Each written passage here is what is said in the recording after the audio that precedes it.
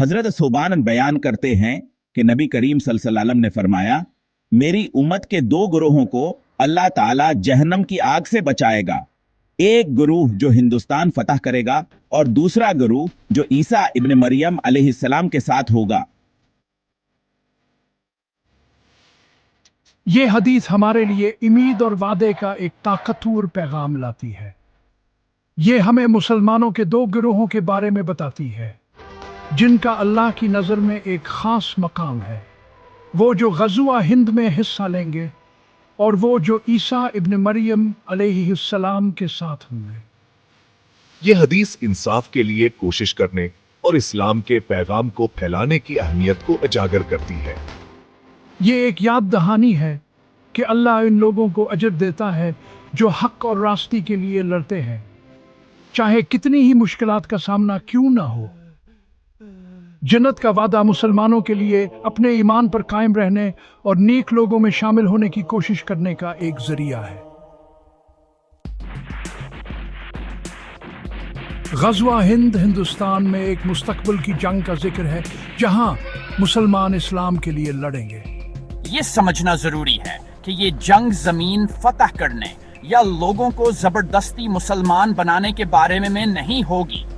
اس کے بجائے غزوہ ہند برصغیر میں انصاف کے قیام اور اسلام کے امن اور مساوات کے پیغام کے پھیلاؤ کی علامت ہے۔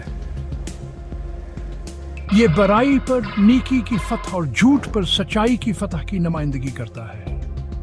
غزوہ ہند کی پیشین گوئی کو جارحیت یا تشدد کے لیے ایک مطالبے کے طور پر غلط نہیں ہی سمجھنا چاہیے۔ یہ نیکی اور بدی کے درمیان مسلسل جدوجہد اور مسلمانوں کی ذمہ داری ہے کہ وہ حق کے لیے کھڑے ہوں۔ یہ پرامن طریقوں سے انصاف کے لیے جدوجہد کرنے اور اسلام کے پیغام کو پھیلانے کی اہمیت پر زور دیتا ہے۔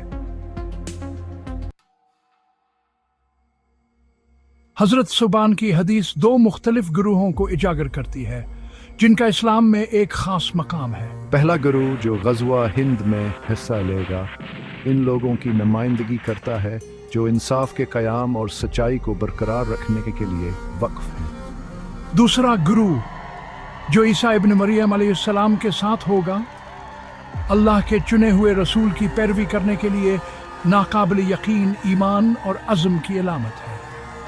یہ گروہ اگرچہ اپنے مشن میں مختلف ہیں لیکن اپنے اللہ کی مرضی کے لیے ناقابل تزلزل ایمان اور لگن سے متحد ہیں۔